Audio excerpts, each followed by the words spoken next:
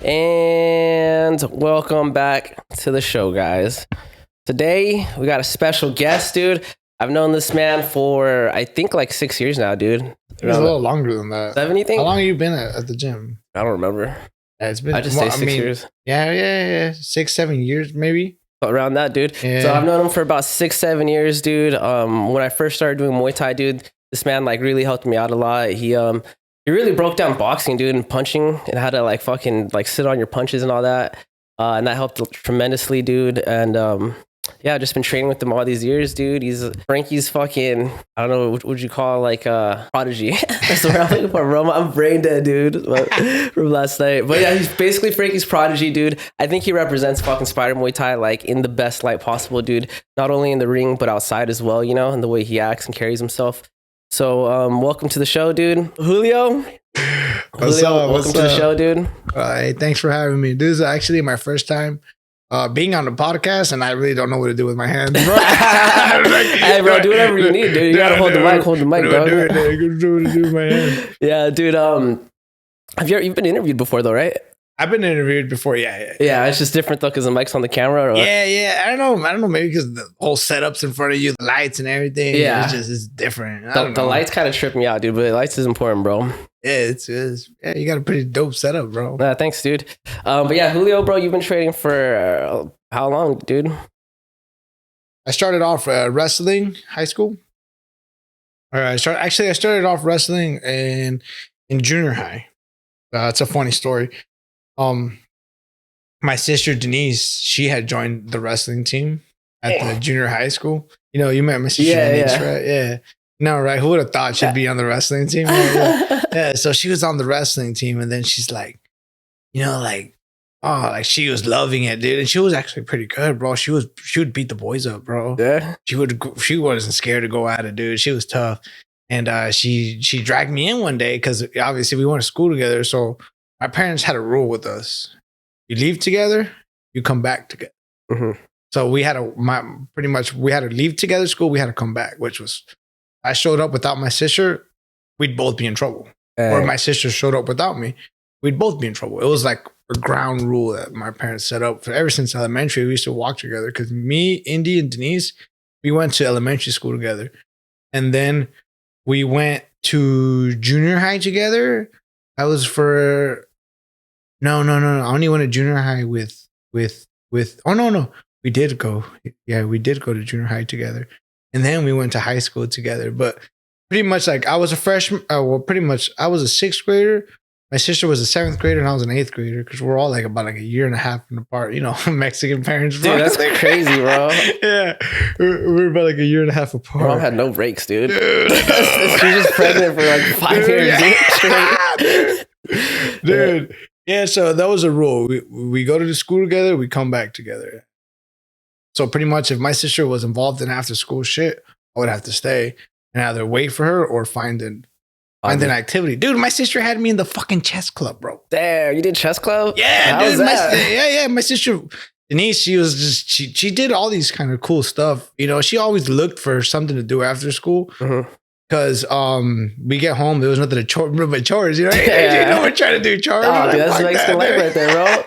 Yeah, so the kids are your fucking cleaning people, bro. Yeah, bro. Especially like in pretty much our culture, the Mexican culture, it's like, you know, we were all taught from a young age to help out in the house, in the family, and it's pretty much just the way our culture is.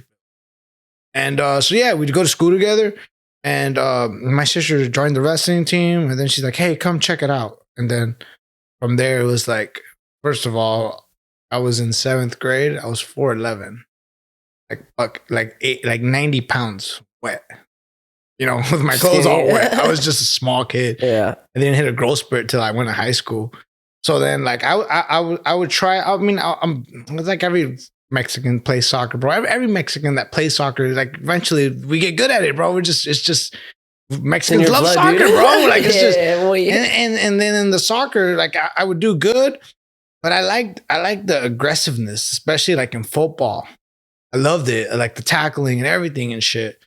But I didn't have the body for it. I was little, man. Tried out for basketball. I was like, man, dude, I was 4'11", bro. I was like, Dude, if I even thought about getting the ball up, and boom, I'm getting swatted right away. And I was like, so we track and field was just boring for me. Even though I run a lot, that's just because that's the way I have my training set up. I set up my running routine, but I hate fucking running, bro.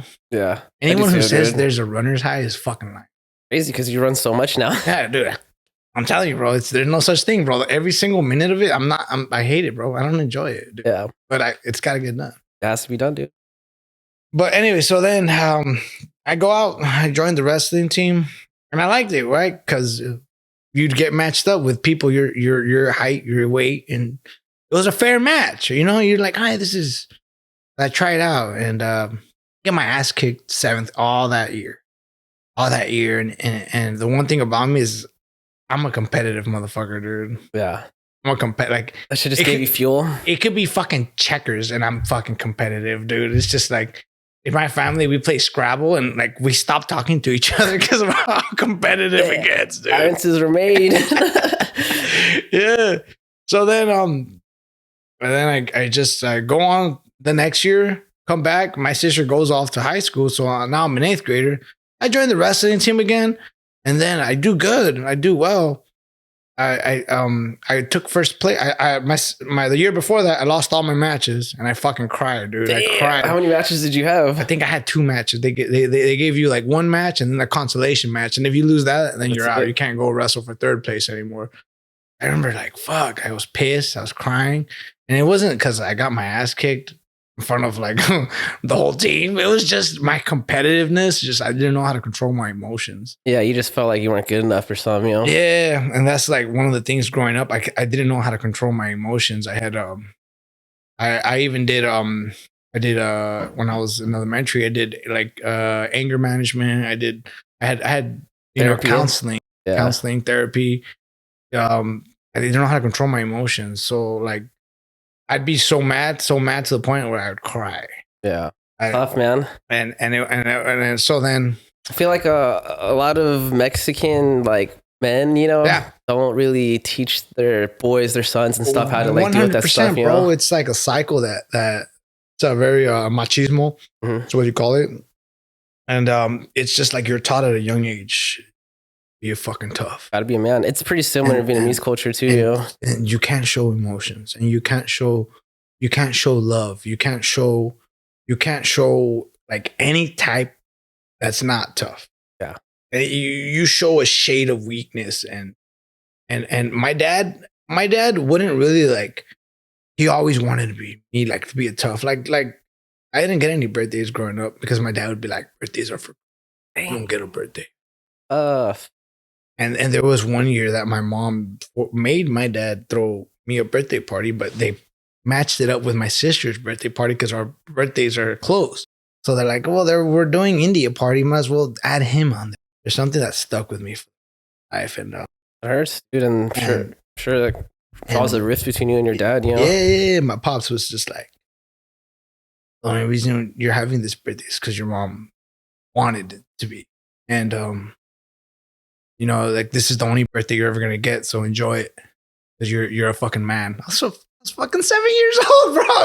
It made no sense. I'm like, what do you mean, dude? So you gotta start paying them bills, son. Yeah, bro. I was just like, yeah, that's tough though, dude. I can't imagine like having a father not want to celebrate your birthday, dude. I'm sure that makes it kind of feel unimportant, you know, in a lot of ways. He's actually missed a couple of my birthdays. I mean, he's like, what? It's your birthday? What the fuck? Oh shit, my bad. He'd be like, oh, he'd be like, it's just another day. Yeah. It's just another day. And now that I'm obviously older now, and my pops would be like, hey, happy birthday. And I'd be like, hey man, it's just another day. Did he ever celebrate his birthdays? I don't think so, man. Or at least he lived what you know, at least he wasn't doing something It's different, bro, you know? because my parents come from dirt poor within in Mexico. They shared everything they had, shoes, clothes, everything. So at the same time, now that I'm older, I understand them a little bit. But I'm just like, bro, you could have thrown me a bone. You could have shown me just a little bit of love, you know? It's just a little bit. Definitely. Yeah, I think part of becoming an adult is like re-examining like your past relationships, especially with your parents, dude. Like I think a lot of people, they kind of grow up with a little bit of animosity towards their parents. And then as you get older, you kind of see how they live their life. You learn more about them, and you understand that like they did what they did just because that's all they knew. You know what I mean? That's all they know, bro. That's why, like, just And it's tough to break that cycle because you're taught that now, and even though you know it's wrong, it's like natural to do the same to the people around you. You know what I mean? It was done to you. You know? yeah. It takes a big person to change to unlearn what they were taught. You know? Yeah. That's true, man. I mean, we got to break that generational curse, bro. We got to. Yeah, and I see you, bro. Even with people that aren't part of your family at the gym, like, you know, you're always very supportive, dude, on their birthdays, you know, on their achievements. You're always there, dude. Usually the first one, dude, to congratulate them. Yeah. That's one of the things that over time, being at the gym, and then this happened a couple years ago. I run into this one dude that was I was working, and I run into this one dude at outside of a 7-Eleven. He was working as a security guard. What's up, Coach Julio? And I'm like, he's like, hey, my name's so-and-so. He's all like, oh, I trained at Spider Muay Thai. And I'm like, you did? I'm like, when? He's like, oh, like a couple of years, but I just haven't been able to go back because I got a new job and everything, and hours don't work. And I was like, he's like, how's Mo? He's like, how's Agu? He's like, how's Chris? And I'm just like, oh, like, yeah, they're good and everything. And then I'm like, I don't know who this guy is. And then I tell him, like, hey, man, I can't recall you. I'm like, why didn't you ever, like, why can't I recall you? And then he's all like, you seem like a dick to me, dude. Like, and he's like, I never really approached you. He's like, you didn't seem like a very approachable person. I'm like, what? I'm like the nicest person there, bro. What the hell? I'm like, what?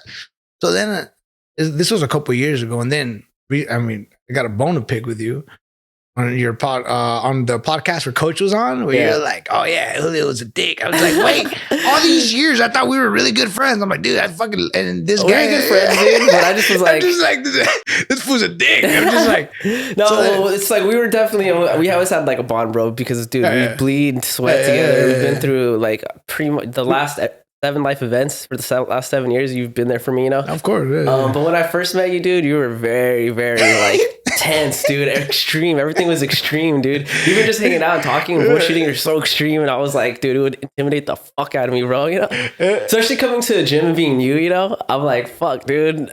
All this dude wants to do is rip my head off, talk about ripping my head off afterwards.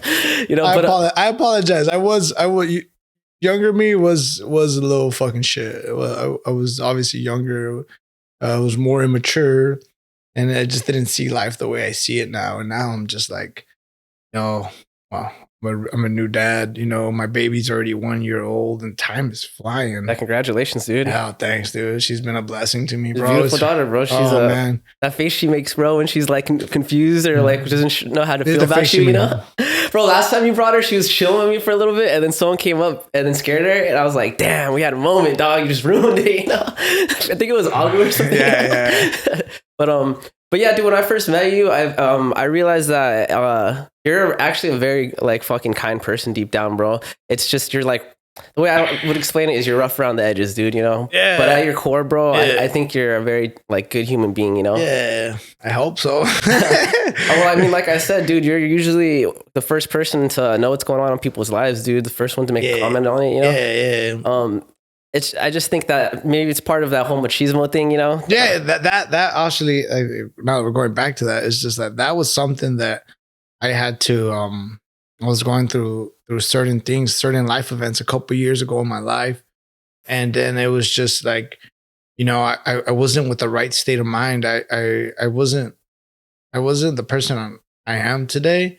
And a lot of that has to do through our Coach Frankie. Like, man, that man's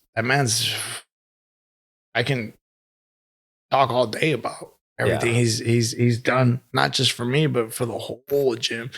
He's been a father figure, he's been a coach, he's been a therapist, he's been a friend. He's been literally, you know, like a really good father figure. And like always, like just like how he always says, you know, he believes in messages. He believes in things happen for a reason. Like there's a reason why I came across his gym. There's a reason why we all came across together, and there's a lot of good things that have came out of the gym, and it's just, and I thank that man's every day, and I love him with all my heart. And it's just like now it's just like we're getting older, and it's like getting gray, bro. I'm getting gray hairs now, dude. He's getting a little gray, and he's like, man, man, I love that man. Yeah, dude. I got a lot of love for Frankie, dude. He's honestly, bro, he's like helped change my life a lot, and I don't think he even realized he was doing it. You know, I just think he was just being himself. You know, and I don't like the impact he had on me. I was like, damn, bro, like there's a better way, dude. You know, he's always been so, he's always like been very like improving your life, dude. Every year set a goal. You know, before I came to the gym, bro, I was just my whole model was just I'm just trying to live, dog. You know. Yeah. I remember you when you had your little Acura, your little red one. Yeah, that shit was bad, bro. I love that thing.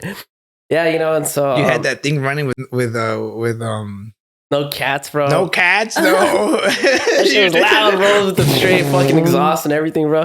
Straight pipes. That shit was tight. I would have kept it, but then I got pulled over, and I got flagged, you know, or whatever. What do they call it when you got to take it to the fucking California? Yeah. I had no fucking legal parts in my car, bro, so I just sold it, dude. But yeah, dude, I'm glad that I came to Spider Muay Thai. I met Frankie and met all you, you know. Dude. I think about it and I'm like, I could have been to like Kings and stayed there. I could have been to, you know, anywhere else. And I wonder like the direction my life would have taken, you know? Well, it's funny. That's what I say. Things happen for a reason. Like how I came across, you know, Coach in Spider Muay Thai was Coach. I was out on an injury. I had torn my MCL and I had got surgery and I was out for a couple months. And I was at a gym that Coach showed up maybe like a month or two before I was cleared to start training again. I was an MMA fighter at the time that needed to learn how to kick knee, and the you know, I'm a wrestler. I come from a wrestling base, and I needed to learn how to kick. And my coach at the time, you know, his expertise was wrestling. And pretty much his style was wrestling. So that's why when we came, Coach Frankie had shown up to that gym we were at. And then next thing you know, he started running his program there. And then all the guys start training with them. And then, did you show up to that gym? No, you didn't. You didn't show up. I showed up right when you guys moved to the building we're at now. So I can't, actually, dude, funny story is I tried to go to Spider Muay Thai like a year or two before. But like fucking the directions were all fucked up. It took me to like this auto thing or that's something, where we bro. were at. We were behind. That's the little gym was behind a mechanic shop. Yeah. I just was like, this can't be right, bro. Dude, and it was. That's what I remember at the time. I thought we were at a good spot. I'm like, this spot's dope. I was just like, you know, we got our cage, we got mats, we got like the bags and everything. Then Frankie shows up, and then he's just like, no, this ain't it. And I'm like, what do you mean, bro? I didn't have, I mean, bro, I was like 20 years old when I met Coach. And then I'm like, I got close to Coach Frankie, even though he didn't corner me on my first fight, and he's going to hold that against me my whole life. He brought it up. Yeah, I know he did. He brought it up. And he's like, at the time, like I had my coach and his assistant coach, which was the owner of that gym. So they only gave us 2 corners, and Frankie worked with me like maybe like 80% of that camp. And ouch. Yeah. So then, why didn't you want him to corner you? It wasn't my call. At the end of the day, like, you know, who makes the call is your coaches, right? Yeah. Your coach is like, hey, you know what? This is what's gonna happen. And I'll be like, all right, cool. And I told my coach at the time, Coach Dallas, old man. You've met him. Yeah. He came to the gym a couple times. He's still, I seen him hitting pads. I'm like, dude, at his age, still doing it. Yeah, he is hard as hell, dude. Yeah. Yeah. And he was like, he's like, nah, Isaac's going to be the second corner. You know this. I'm like, hey, man, this guy worked for me. He's like, good. Like, the good that he helped you during the whatever. You know, the fight goes down. Or it was at the OC Fairgrounds. I remember I fought Albert Morales. I still remember the dude's name and everything. Oh, dude, this probably was one of the best amateur fights for a long time. I remember everybody was just talking about it. Yeah? You got any clips of it? Any footage? Dude, I really don't, because it wasn't like, it was during like, it wasn't like social media wasn't like where it's at right now back then. So it was like, I wish I had clips on that. Yeah. But you know that slip and that uppercut that Coach has framed of me. Yeah, it was that fight. Oh, sick. It's that fight. And it was just like, oh, I remember he had me slipping the whole time and throwing uppercuts and like the whole practice. And he's teaching class and he has me slipping because I wouldn't move my head, bro. Yeah. I would just stand and bang. Like I had no head movement. I was very uncoachable. I was so hard headed. I was a knucklehead. And it's funny though. You know, I have a theory that I think Frankie was trying to get rid of me at some point. I remember he had fuck this dude. You see, my Shark Tank was Derek. Yeah, big guy. Big Asian guy. Yeah. Andre. Yeah. Mataleon.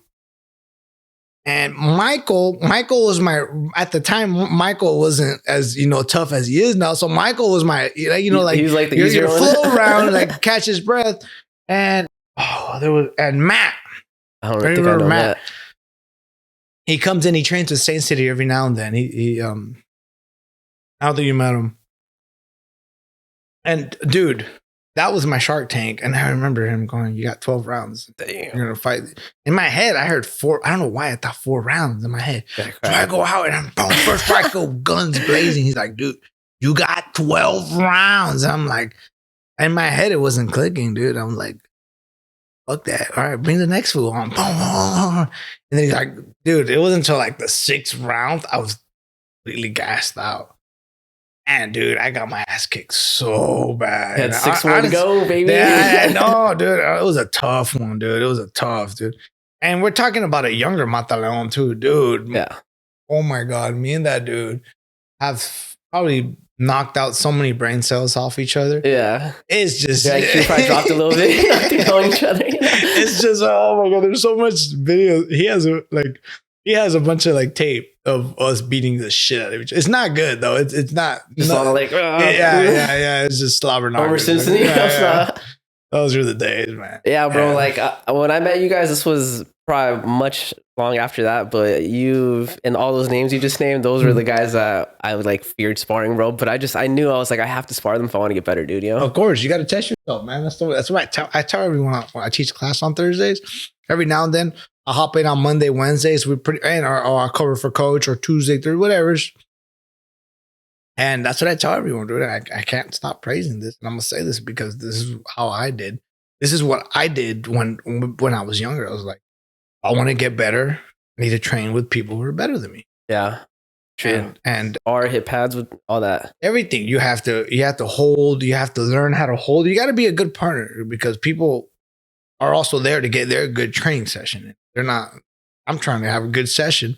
You better hold pads for me good too. Like, hey man, it's a trade-off. Yeah.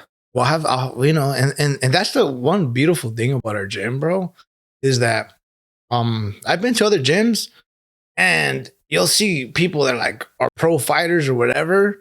And they're like, I don't hold pads. Like people hold pads for me. Yeah. Yeah. I've heard of stuff like that too. Or like, or it's just, they're not good pad holders and they just don't do it a lot. Yeah. They don't. And it trips me out. And at our gym, we teach everyone how to hold pads eventually. Like, dude, like the other day I was watching DJ hold pads and I was like, yo, DJ. It's a skill, bro. Bro. Yeah. I was like, dude, you're pad holding. Dude, like I'd let you hold pads for me. And then, you told him that? And then he goes, dude, he's like, oh, you guys just telling me and helping me and just little small pointers. I'm like, dude, you got a good rhythm. You got a good flow going on. Yeah. Dude, I had Yosh. For me, I don't really train with Yosh mostly because it's like, just a lot shorter than me. I feel bad going against people a lot shorter because they have to hold their hands up like that, you know? He is so short. I feel bad. He's got to hold him like above his head. I'm like, that shit sucks, bro, you know? Yeah. But he's been holding pads for me lately, and I just was like, damn, this was like good at holding pads, bro. Like I felt like it was like one of you guys, you know? Yeah, no, he's there every day, bro. Yeah, he puts in work, dude. He's there every day, and you think about it, if you're there every day and you get 1% better. Oh yeah, 1% better a day in a year. Yeah. 2 years, and he's been like almost 3, I think now, right? Yeah. And he's there every day, dude. Kids there at 3:30, 4 o'clock. Don't go home till 10 o'clock. Yeah, he'll text me on days he doesn't show up, which is like already rare. But he's like, "Yeah, I'm gonna get a haircut tomorrow." He's like checking in, you know. He's only a kid, bro. He's what, 16 years old? 17. 17 He's now? turned 17. Dude, that kid's got the whole world in front of him. I know. I'm proud of him, bro. It's funny. Did you remember when he came in? Oh, definitely, bro. It's just like you, bro. He was another one of them how you started, exactly. bro. 100%. You're right. You're right. He Dude. was hard headed and it was just like me. And I remember like making a comment and the coach, I'm like, man, this kid's a little shit. This kid's a little hard headed. He's like, yeah, I remind you of someone. And I was like, oh shit, like you're right. He's like, you're right. Bro. Now it's your job to do what coach to do. To him, you know, with him, I give him pointers. I'm always always trying to like, you know, hey man. And the good thing about him that he listens, bro. Oh yeah, dude. He just says bet, I bet, I bet, and he does it, bro. Oh yeah, kid. Yeah, he's like that kid. If you tell him to mop, bro, he's gonna mop every single day. Which he does, he mops and he sweeps every day, bro. Yeah. If you tell him like, hey, you got to work your switch kick, bro, you'll see him every single day working that left kick, dude. Yeah, but it's funny you say that. I used to mop the mats every day. Yeah. So my old coach, we even back in the wrestling room, when I wrestled in high school. When I was a freshman, they're like, hey, congrats. You're on the varsity team. You weigh 103 pounds. You made the varsity lineup. Team, baby. Yeah, like, dude, what the fuck? Like, it'll be good for you. It'll be good for you. So it was the same thing, man. All the guys were like, hey, you got to mop and you got to sweep. And if you complain about it, we're going to beat your ass. All right, cool. Regardless, I was getting my ass beat by those fools. Those fools were dicks to me, but it's just kids, man. Yeah. Yeah. So every day after wrestling practice, I had to sweep, mop the mats. And then my wrestling coach, Jason Dallas, he was training MMA guys and they would show up there. And then he'd be like, hey, if you stay, I'll let you watch. But after they leave, you got to clean and mop the mats. Like, all right, cool. I was like, Yoshi, bet. I bet. So I would stay and watch. And then next thing you know, one thing leads to another. Next thing you know, they're like, hey, come over here. And they're like, hey, shoot a double leg on this guy. And next thing you know, that's how I got into fighting, bro. Next thing you know.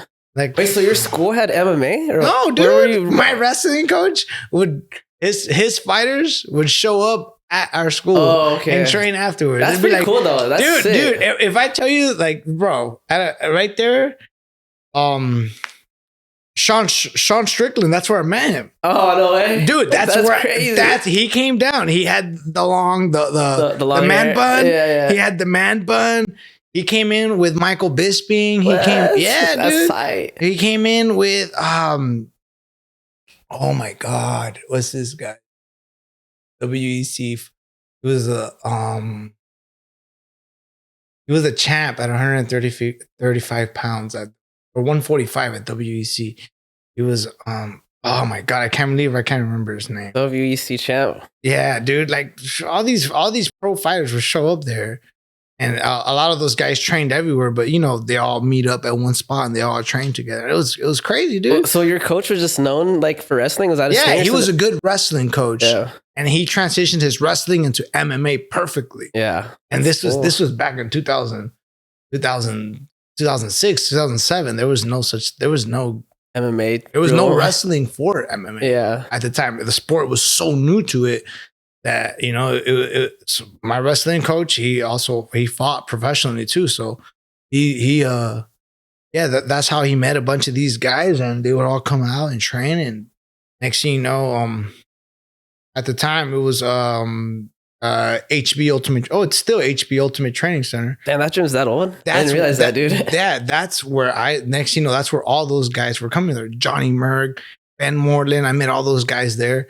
And it's crazy. And it was the same thing, dude. It was just like, it'd be like, hey, you can train here, but you got to sweep and mop the mats as soon as you're done, dude. And I remember the owner, Tiki, dude, was always like, man, he was always like, hey, freaking, we'll steal your parents' your credit card or your debit card. We need you to sign up. But the guys that work there, they're just like, hey, just make sure you sweep and you mop. And I had to sweep and mop the mats. Yeah. It was all in the wrestling room. Now I used to ride the bus an hour to go train, dude. So I used to ride the bus an hour after. I'd grab the bus right after high school and I'd ride the bus an hour. And then if I was lucky, one of the guys would offer me a ride home because they're like, hey, where do you live? I'm like, I live in Santa Ana. And they're like, well, I'm on the way. I'll take you. That's why, like, it's like every time I see someone at the gym, especially like the kids or someone or anyone, if I see them walking and they're going my way, I'm like, hey, you live that way? Like, yeah, I'd be like, hop in, boom. I used to, anyone that goes our way, I'm just like, bro, like, it's late. Especially the kids, dude. Yeah, that's right. Make it a little easier. And I'm just paying it forward for the guys that did that for me. Yeah. When I was riding the bus for an hour, like that shit sucked, bro. Dude, that's the cool thing about martial arts is like it's like very communal, you know? Yeah. But even going to the fights, it's like talking to people from other gyms. It's just like there's no animosity or anything. It's like I feel like I already know them just because I know their gym, you know? Yeah, it's funny though because you end up fighting your friends, bro. Yeah, that's true. Yeah, you end up fighting your friends, dude. Yep. It's just. Next thing you know, you fight, and then like perfect example, John Garcia from Team Victory. I fought him twice, and I fought him at the USMTO in the semifinals, and I became really good friends with him literally immediately after the fight. Dude. Yeah. After the fight, we just were like, boom, we dabbed it up, and he's like, bro, that was a great fight. You know, his coach Rod was like, man, that was a great freaking fight. He's like, man, you know. Fortunately, you know, we all became really close. And then I would even, next, you know, at the pros, we run into each other again. So it's like fighting your friends. And it was so weird. Yeah. It was so weird because like we show up to weigh-ins and we're like, what's up, bro? What's up, man? How you doing? Good. And then the next day we don't fucking talk, bro. Yeah, you already know what's up, like bro. The next day we're just like, hey, he's locked in.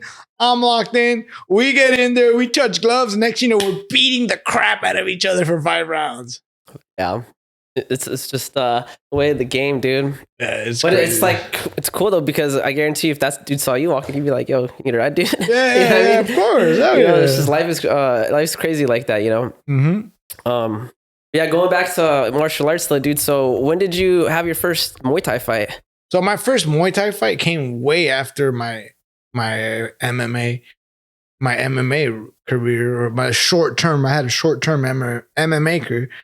My first Muay Thai fight was, I want to say maybe I was 22. Yeah, like 22 years old. I fought, and I had fought a bunch of MMA fights, and then my MMA coach had stepped away, and then I talked to Coach Frankie. I'm like, hey, well, I mean.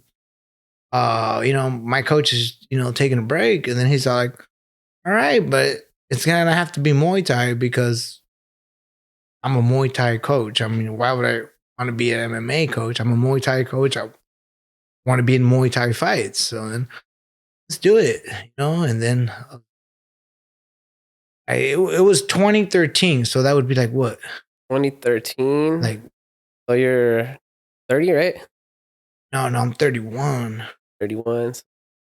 Yeah, 2013, like 10 years ago. Oh, I thought you meant how old were you? No. Like, sorry, bro. I don't know. It was like 2013, 2014. Yeah. I fought.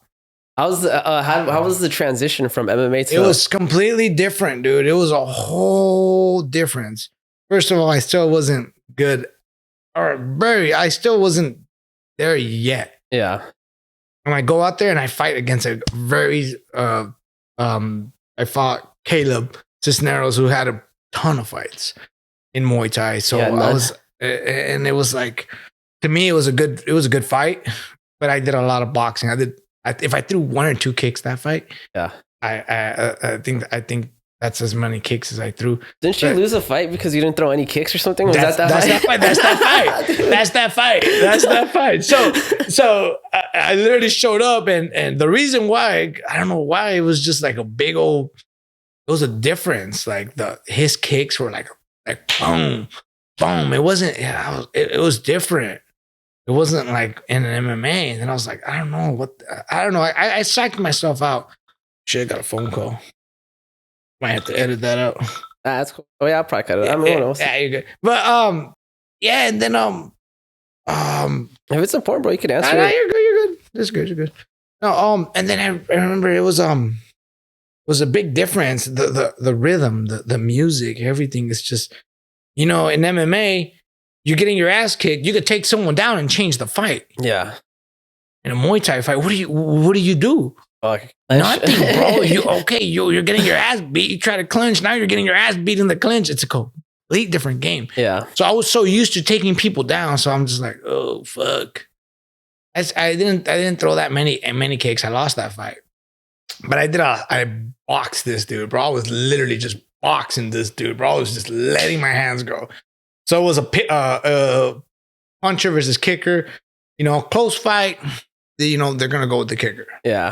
They're just gonna go. Muay Thai, you know? It was a close fight. You know, it was a great fight. And I go out my next fight. We get offered another fight. Hey, you want to fight? You know, Dane Turney. And I was like, another guy with a ton of fights. And I was like, okay, I'm down. I'm like, what else? What else? What else I got to do? I was like, I'm like, fuck it. I love to challenge myself. And you know what? I never thought I would go pro because all I wanted to do was challenge myself. And I just wanted to do it for myself. So then I go out and I fight Dane. And it was a close fight. He clips me in the third round and drops me and gets the dub. And it was a close fight. It was just like literally, it was a close fight. And I was throwing more kicks and I was clinching and I was throwing more knees and I was just grinding this dude out. And I was still transitioning. So I was still figuring out where my style was in Muay Thai, which is very hard to find. Yeah. It's one of the things like, what am I good at? What am I good at? Boxing? I'm going to let my hands go. But hey, I can't win my fights off boxing. I got to throw more kicks. I got to throw more knees. I got to throw more elbows. So then we're 0-2. We have had against two very seasoned opponents. So to me, they weren't really completely like, I wasn't really too down on myself. Coach is like, hey, maybe we need to take a little step back. So we go to a PKB fight. We go do a PKB tournament in the convention center. I think even you did it. Oh, yeah. I remember. Yeah. I remember because, that was the one where, dude, you pieced that fool up in that PKB too, dude. I was like, fuck, this fool does not need to be here, dog. That was, and the coach had fought that guy too way back in the amateur days. I remember that shit. Dude. So then coach was like, dude, you're fighting against someone that I fought a long time ago. He's like, dude, you better put it on this guy. Bro, your boxing was crisp, bro. I remember he landed an uppercut when he was like on the edge of the mats, dude. And I was like, damn, that shit was like a picture perfect punch, dude. I think that experience, that PKB tournament was like confidence booster. A confidence, but that's where I put everything together. That's where I put my rhythm and my timing, and that's when I had barely started sweeping people, which everyone knows that if you kick me, you're getting swept. Yeah, dude. I don't think there's a single soul that I've never swept. I can't kick your body, bro, because I know. I have to do low kicks or head kicks, dude. You got it, yeah. But even then, you can still get swept off of it, dude. Even then, dude, you did that when you had that MMA fight in Long Beach, dude. You did a Muay Thai sweep. I was like, dude, that shit was sick, dude. Dude, you never see that like sweeps like that in MMA, dude. It's always single or double, you know. So to see you do that, I was like, that was tight. That was after the PKB tournament. So then I go back.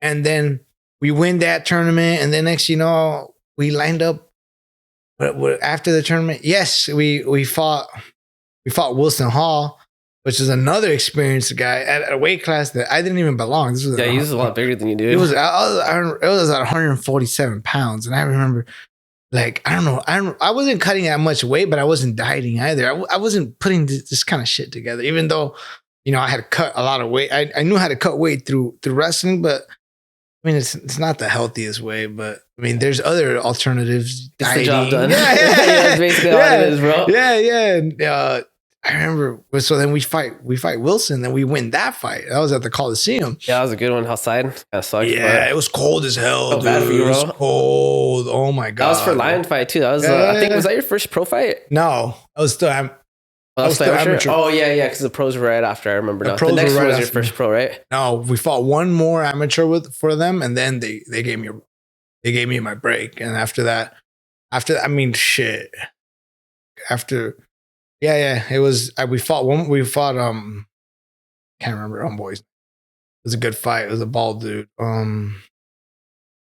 Yeah, we fought one more time in Vegas, and then they took us back and pro fight. And that's when we made the drop down to 130, from 147 to 132. A big jump. big drop, dude. Yeah. And I was like, oh shit, what was I doing to myself this whole time? I was like, I had no business fighting with these dudes. I fought Evan Bolton. That dude was like 6'4", dude. Yeah. Dude, that guy push kicked me in the face. I was so mad, dude. I was like, dude. Like, that was a close fight though, dude. Yeah, that was a good one, bro. Even though he's bigger than you, you did really well, dude. Yeah, it was good. It was a good fight. It was I honestly, when they raised his hand, I wasn't sure, bro, because I was like, I think he could have taken it, you know? So from what I remember, at least, I don't think he got dropped or anything, right? No, he dropped me, dude. Oh, he dropped me in the second, but I was winning that round, but he dropped me in the second. And then that's when he had a bit of a momentum change. Yeah. But I think that drop is what really changed got him the nod. You know, when you fight the champ, you gotta go out, you gotta hurt him, bro. You gotta kill him, bro. Yeah. I mean, shit. Didn't you fight him again too, or no? No. After that, who I fought again was Cisco. Oh, okay. That's who I recently just fought last year. Mm-hmm. That's who I had my pro debut against for Lion Fights in Vegas, and that's when I don't know what kind of, you know, it is what it is. Like, that's how they scored the fight. What can we do, man? I'm just a fighter.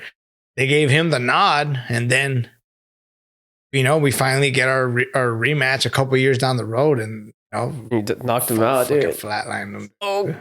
Oh, you got the right hook, dude. Dude, it felt so good, dude. Yeah, that's on a t-shirt. Dude, is it coach's t-shirt? Who's got that shirt? Yeah.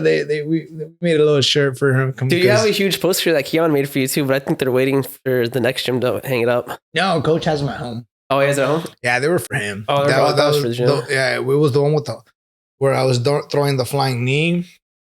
And which one else was it? I thought he took one. He printed one of you doing the knockout with the hook, or no? No, actually, did he? Yeah, I think I'm not sure. I don't know. Might be mistaken. I might have to check that out. But yeah, I know his coach has two. I think you're right. I think when I dropped Cisco and the knee against I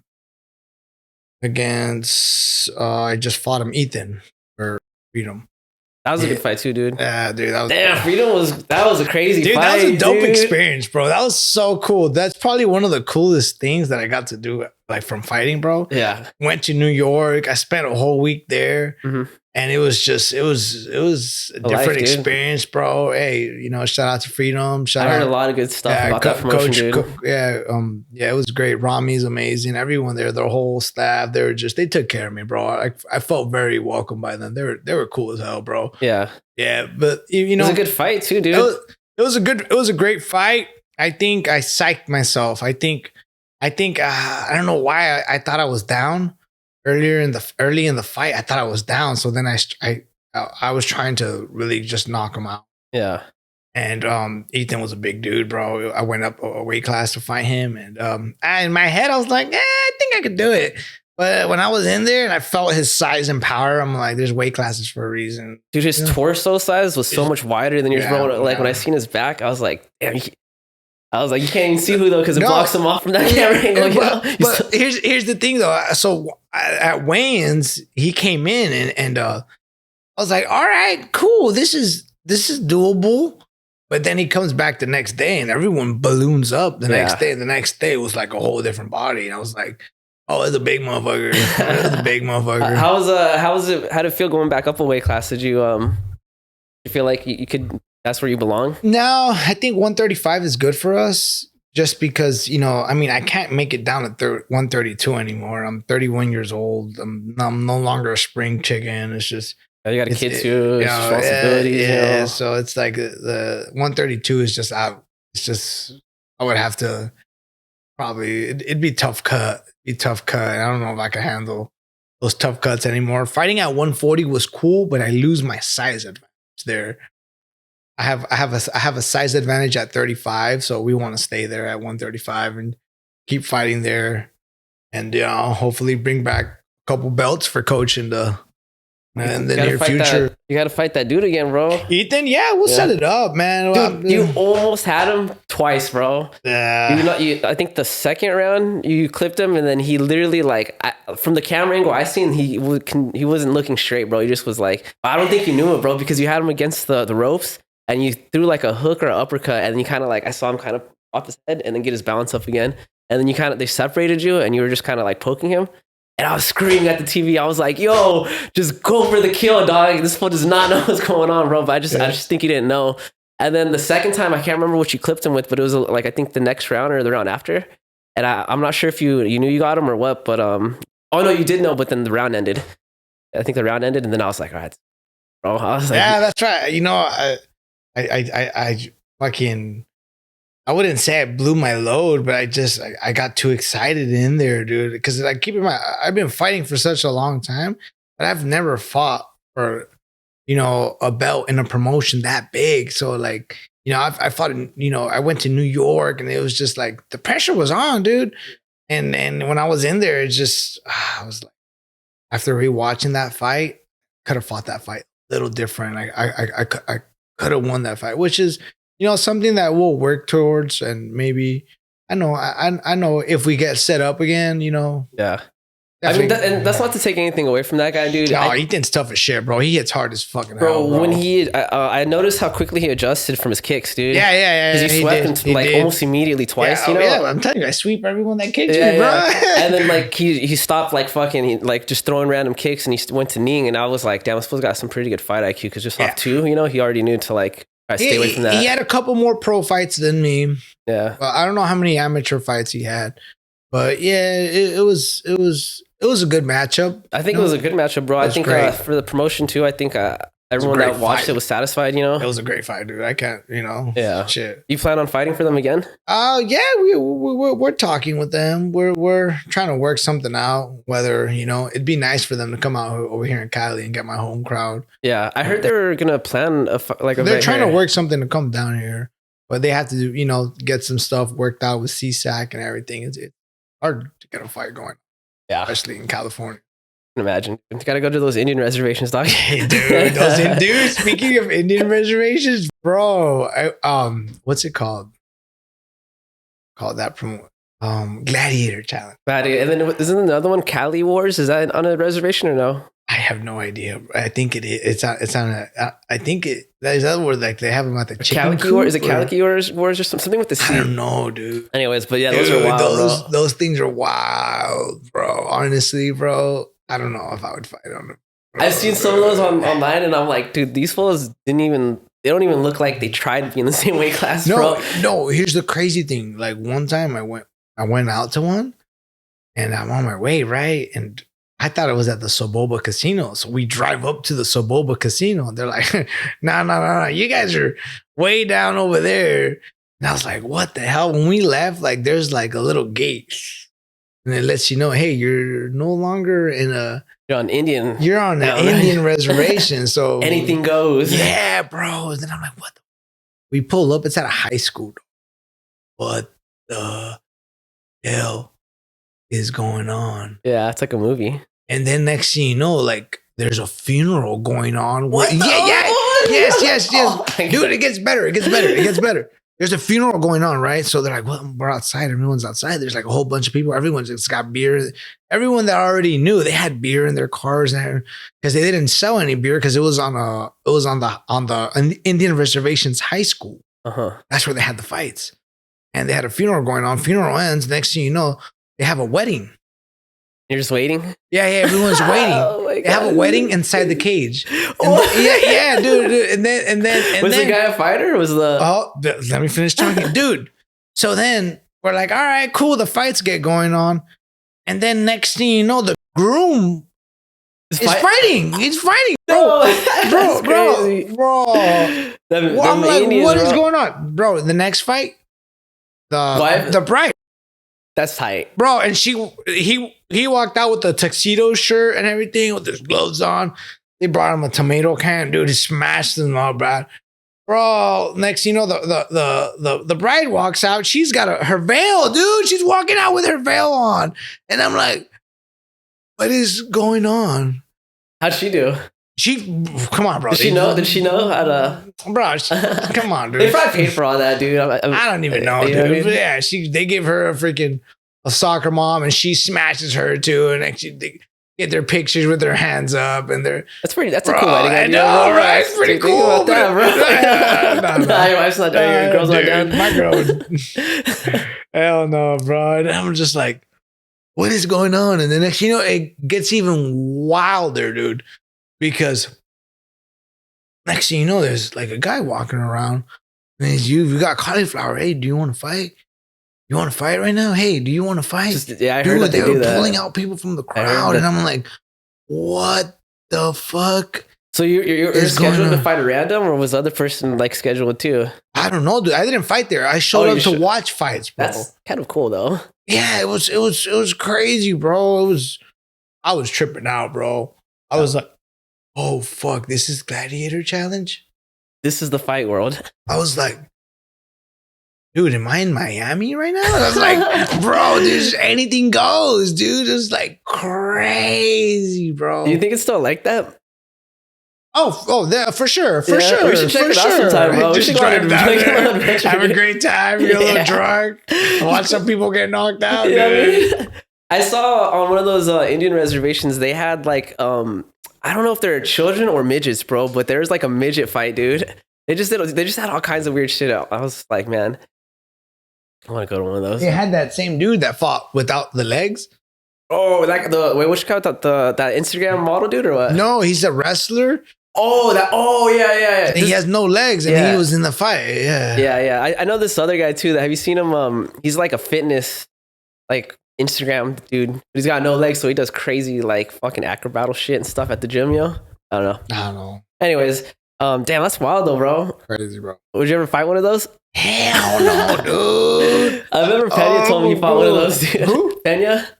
Yeah, bro. I mean, that's how it was back in the day, bro. That's all you had. Yeah. Dude, because Pena had started fighting like back. You know what's funny is that I watched your podcast with Mata, and me and Mata were in the same place at the same time, and I was tripping out. And he's like, oh yeah, like back in '08, I was like maybe like 15 years old, and we go to some MMA fights in Empire MMA. That's what the spot was called in Corona. Yeah. And bro, everyone would show up there like, you fight him, you fight him, you fight him, you fight him. Boom, fight started in an hour. Sick. That's how it was. And I went there. I went there to watch. I was with my wrestling coach, and they walk up to him. They're like, "Hey, does he fight?" And my coach is like, "Yeah." They're like, "Hey, you down to fight this other kid?" I was 15. The other kid was 16. He weighed 130. I weighed 120. Coach was like, "Yeah, let's do it."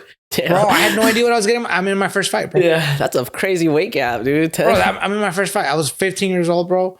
I probably had like, I knew how to throw a jab, cross, and a hook. Dang, how'd you do? Into it. Bro, I just took this kid down, mounted him, and just beat him up like a drum, dude. Sick. That's all I did for that. Because that's what my coach told me. He's like, hey, jab, shoot your double leg. This guy's not going to know how to wrestle. And then when you're on top, just beat him. And that was the game plan, bro. Yeah, that's sick though. Yeah, dude, it's crazy, bro. Gotta feel tight, dude. It's crazy, bro. No, here's the thing, though. I felt on top of the world, bro. Yeah. I'm like, I'm the next fucking UFC fucking super. Dude, I was 15 years old. I go on and we show up the next month to fight again because they had fights once a month. We show up again the next month. And they're like, hey, so none of the coaches want to fight your kid because your kid beat the crap out of that kid last month. But we have these adults. I was fighting grown adults, bro, at 15 years old, bro. How much old is an adult? Like 20? Like, bro, I was fighting like 20 years old, bro. Like, first fight, they're like, hey, I fight this one dude.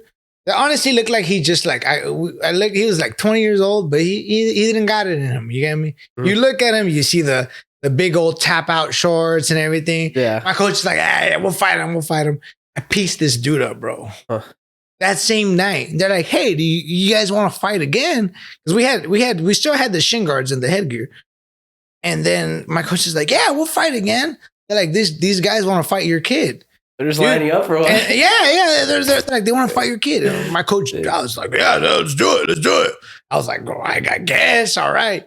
So we already knew jab, takedown. That was the plan. Jab, shoot your double leg. Dang. So you won all your fights, or no, hold on. This is the best part. Homeboy knew how to fucking grapple.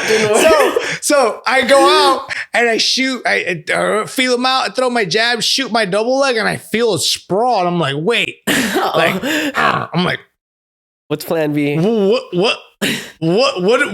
I look over and then he's all like, get up, get up. I'm like, this dude knows how to fucking grapple, dude. I'm like, what the fuck's going on? Like, next thing you know, dude, I'm fighting fucking for my life, bro. Yeah. Bro, I'm fighting for my life. Mo, I had a black eye. My nose was swollen and my bottom lip was bruised. Yeah. I got my ass fucking big, bro. It was a good fight, though. It was a good fight. I was in there, though. But you know when you win or lose a fight. You don't, yeah. I mean, he's a full-ass adult, bro. Yeah, like, bro. Homeboy knew how to sprawl. Next thing you know, we're in a fight. Boom, boom, boom. We're fighting, bro. I don't remember anything about the fight, but I just know I was fighting for my life, bro. How'd you feel after that? Dude, the one thing, bro, I'm 15, 16 years old. My mom doesn't know I'm doing this shit. I'm like, fuck. I'm all fucked up from my face. And my coach goes and drops me off. And I'm like, Coach, like, can you come in and talk to my mom? For what? I'm like, dude, like, what do I tell her? And he's like, sounds like a personal problem. Drives off, dude. Dude drives off. Sounds like a personal problem. Drives off, dude. Yeah. So, fuck, I'm like, what did I tell my mom? I go and I walk in and I knock on the door. And my mom opens the door and she sees me and she screams. And then, you know, my dad is like, the fuck happened to you? And I'm like, oh, I fell off my skateboard. He's like, my fucking ass, you fell off your skateboard. I was like, oh. Don't your parents have to like sign something to fight? Bro, not back then, bro. That's how it was back then, bro. There was no camo. There was no PKB fights. There was none of that shit, bro. Yeah. You would meet up at a gym. You fight wherever's there. We know when they say people would get knocked out, and dragged out back. I've seen that shit, like the movies. I'm like, what the fuck is going on? I was like, what the fuck? Wild. But I loved it, bro. Yeah. Like, I was like, fuck, I love this shit, dog. This shit's fucking like, oh, it get me excited, bro. And so was your parents? Oh, dude, my parents flipped, bro, and they didn't believe me. And I was like, Mom, I'm fighting in a cage. They didn't believe me. They thought it was a street fight, or what? Yeah, they thought you joined the gang or something. They thought I was out, you know, fucking picking fights or, you know, gang banging or, you know, because, you know, I grew up in Santa Ana, and Santa Ana is not a ghetto city, but it's got its, like, you know, it's got its gangs and it's got its problems. It's got its shit, but it's not ghetto how people try to make it seem. Like, I'm from Santa Ana. I lived in Santa Ana. I just think they compare it to like Newport Beach or something. You know what I mean? I wouldn't compare it to Newport Beach, but that's why, like, you got those people that are from there and they're looking at Santa Ana, like, you know. Yeah. Like, it's got its gangs and shit. So I'm from Santa Ana, bro. My parents didn't want me to get involved with gangs, and bro, prior to that, I had already it's like a kid, bro. Like every kid tags, bro. Every kid at some point in their life, they start doing graffiti. They're writing on. I had got caught tagging maybe like the year before that at my school, and my dad whooped my ass. And then I remember, like, fuck, with and it's funny though, like, we were painting. And I'm getting a little bit off subject. Even though Santa Ana, I'm telling you, it's not ghetto, but it's got its gangs, it's got its issues and shit. This one dude sees us painting, comes up to us, and it's like, "Yo, you know where you get your painting at?" Retro. Fuck no, this is my gang, bro. This is my hood. This is my territory. You guys are painting my fucking block. What's up? Where you fools from? We're just like three little kids, like, bro, like we're just, you know, a little crew. I can't even remember what the crew was called. And then this dude pulls out a piece, bro. Damn. And it's pointing it at us, bro. And he's like, "Are you guys willing to die for this shit?" And we're like, "Nope." And then he's like, "Give me your fucking paint." He took away our spray cans, but he pointed a fucking gun to us. And that's when I was like, "Nope, this shit ain't for me. Nope, no, sir. No, fucking sir. No. Hell no." Well, speaking on Santa Ana, interesting enough, though, the only time I've ever seen someone get shot was at Santa Ana on Flower Street, bro. That one died, though, for sure, dude. He got shot, like, with a pistol. This dude unloaded on him and then hit him with a shotgun, bro. Yeah. This dude was on the streets laying down. They got an altercation. It was in front of a party, bro. That's wild. I was literally just out there smoking a cigarette when I seen this shit. But so the dude shoots him, unloads his clip, runs to his car to take off. As he's taking off, he stops back in front of the dude and pulls out a shotgun, shoots him one more time, and then takes off. And then I was like, That's wild. Whole party takes off, cops come. Like I said, it's not ghetto, but it's got its crazy people and its gangs and all that shit. That shit was wild, bro. There's a lot of good things that come out of Santa Ana. Yeah, there's a lot of good things. It's not as bad, bro. And honestly, Santa Ana definitely has its own community and stuff like that, where people. It's being gentrified, dog. You've seen downtown. They're trying, dude. It's interesting. Yeah. They're trying with Anaheim too, dude. Yeah. That's just part of life, I guess. Yeah. But so. What did your parents do? Dude, like, did they want you to continue? They thought I was gangbanging because I'm all beat up. They're like, you're gangbanging and this and that. Bro, luckily my buddy Victor recorded it on his camera. Yeah. And I wish I could get these fucking tapes, but bro, this is back when I was 15 years old, bro. So I show them, they're like, see, look, it's me. And if you guys don't believe me, I'm going to fight again next month. Like, what do you mean you're going to fight again, bro? Next month, my family all went out. Yeah. Next thing you know, like, they didn't believe me now. They all wear the corona and they're like, what the hell? Like, what are you getting yourself into? Like, what the fuck? I go out there and fight some dude and there was no winner or loser. They would raise both people's hands at the end of the fight. That's nice. You know when you win or lose, bro. Yeah, you know when you win or lose. So hold that thought real quick. My eyes burning, bro. I forgot jalapeno and yeah. So, anyways, I'm sorry, bro. Now you're good. So did they like support you once they found out or no? Yeah, dude. My parents been very supportive. They've never missed any of my fights. Everyone's, as you've gone to my fights. Your whole family, bro, sisters, everyone, dude. You see the whole gym, my whole family, all my friends, bro. That's one of the things I'm so thankful and I'm very blessed with. Yeah, is that, bro? I got so many people that support me. So many people who believe in me. So many people who. Man, they just got my back, win or lose, bro. I've been down. I've been in the gutter. There was times where I'd lose. You know, I lost like 3-4 fights in a row, and everyone still showed up, and everyone still supported me, and that just fueled me, man. That just motivated me. And then next, you know, I got people looking up to me. People just like being like, I want to be like you. I want to fight like you. And it's just like that's when I made that change in my life too. Like, yeah. You know, I think once you started coaching, dude, is when I saw the biggest change in you, you know? Yeah. Now you're like leading like a bunch of people, especially the young ones, bro, you know? Yeah, that's the one thing about this sport is that you have to be selfish. But you know how coach kind of got, like how he says he was kind of forced into coaching? Yeah. I wasn't forced into coaching. I did it on my own because I wanted to give back. Yeah. Coach would run all the classes, work a full-time job and his family. Yeah. Bro, that's a 7-day job, no breaks, no nothing. So dude, it took me forever and it took me so much and I had to pry at a coach. I was like, dude, like, let me coach. He's like, you're not ready. And he was right. I wasn't ready. I was a dumb fuck. I was fucking around. I was a hard head. And then he's like, this is like, you know, that's the one thing I say about our gym is that if you're a coach there, it's not like a UFC gym where, hey, you're hired, you got the job, you know how to hold pads, you know how to run a class. Here's your coach shirt, you put it on, it says coach. We don't have that shit because we all know who the coaches are there. And to get a coaching promotion from my coach, it took me forever, bro.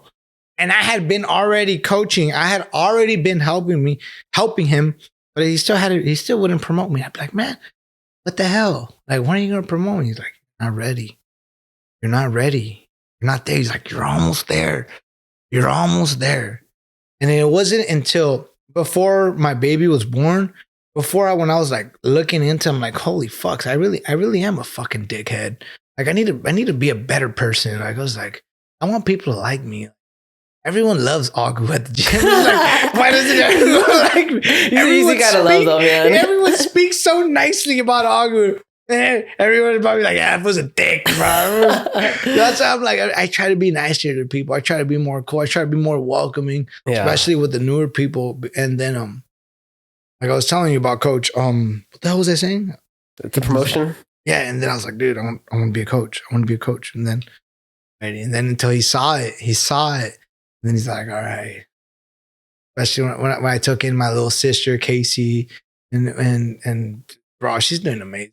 Dude, I love watching Casey just like continue to grow, bro. Yeah. I feel like all of you are like family, bro. So I look at Casey the same way. I look at like my sisters and stuff. Of course, you know, bro. I want to see her just do good in life, you know? Yeah, And dude, her attitude is, I feel like Casey takes the best of all of her siblings, dude, you know? She's like nice, she's super dedicated, you know? Yeah, she's a good girl, bro. She takes like your dedication and like, you know, what's all these girls' name? Your sister? Roxy? Roxy's like niceness, you know? All that stuff, compassion, you know? Yeah. Casey's she's got a lot of potential. She just went to UCSD. She got like a scholarship to go there. We only have to pay like I think like maybe like $5,000 a year. So for UCSD, bro, she was being offered like other like full rides locally here, but I was like, bro, go to San Diego, dude. Like, go venture out. Like, you're gonna be stuck in the same shit here in Santa Ana, the same shit here, the same schools. Like, go venture out and just I want her to do good, and she's doing amazing, bro.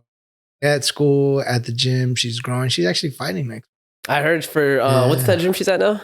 Pacific Roots. She's fighting under them, right? Yeah. Is Frankie gonna corner her or no? No, I'm actually going out there to corner her. Yeah, I got to, bro. Yeah. I wouldn't miss her fight, bro. Dang, that's tight though, dude. Yeah. So that's a special bond, probably. Huh? Actually, I remember when Kaylee used to do Muay Thai, bro. We'd always just hang out and stuff at the gym, you know.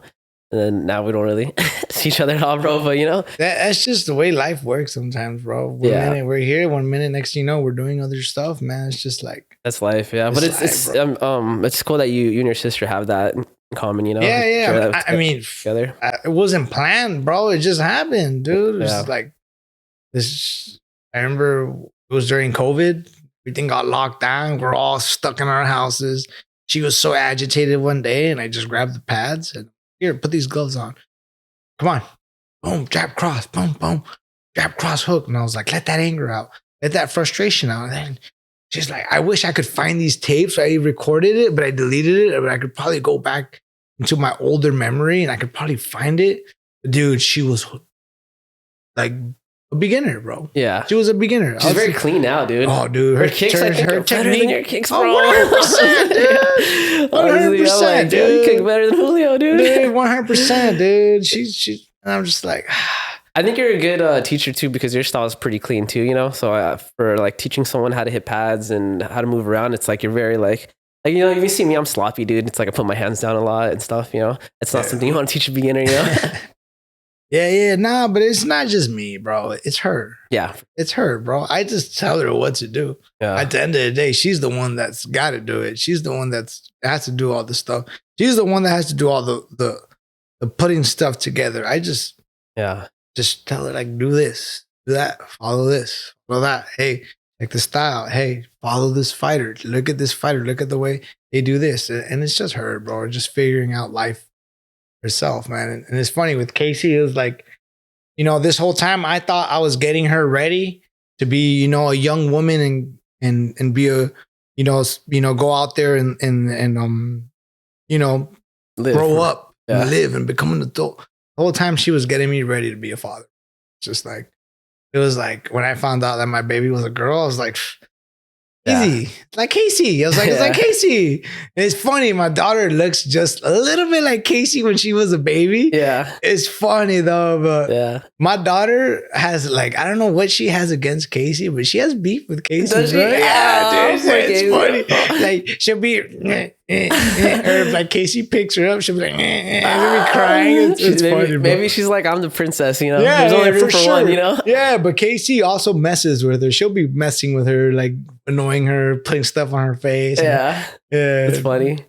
Hey, that's cool, man. Do you plan on having any other kids? Well, as of right now, dude, first of all, I'm trying to get a house before I decide to have another kid. So that's my next goal. I do want to have, obviously, at least one more. Hopefully I get a boy, but if I get another girl, which I probably will, because my dad had 5 girls and only me, dude. So it's like, oh, snap. It's in the genes, bro. That's why I'm like, if I try again, it's going to be when I'm more in a better position where I have my own house, where I can give my daughter her room and then my other kid their own room, and just, you know, give them everything, bro. Like that's just our goal That's just to provide. That's one of the things my dad taught me is to work hard, provide for your family. There's no excuses. Your family should come before you all the time. Yeah. And so that's my goal. That's why I want to get a house. Even though right now it's a crazy time to get a house, but it's ridiculous, bro. But hopefully in the future things change, and I could get a house. You know, I can have another baby if if God allows it, bro. Yeah. So let's take it back, dude. So I know that you're like you came into this country like legally, right? I don't know if you want to bring this up or not. Yeah, we can talk. I don't remember taking it all the way back. I just like I feel like talking to you because we're homies. It's like we can just bullshit, bro. So it's not even like an interview. We're just like hanging out, you know? No. But let's take it back, bro. So you came here legally, bro. I mean, how's that journey been? Yeah, you're part of. I know you mentioned you were part of the whole Dream program. I was, bro. It's not around anymore, right? No, it's still it's not you can't apply for it anymore. But if you were part of it, the Dreamers, if you came in and you did all your stuff the right way and you got a career, boom, they still have like they still have like, okay, you got your social, you got your visa, you got all this, you still have all that stuff. You can't apply for it anymore. See, I was a dumbass, bro. So I applied for it and everything.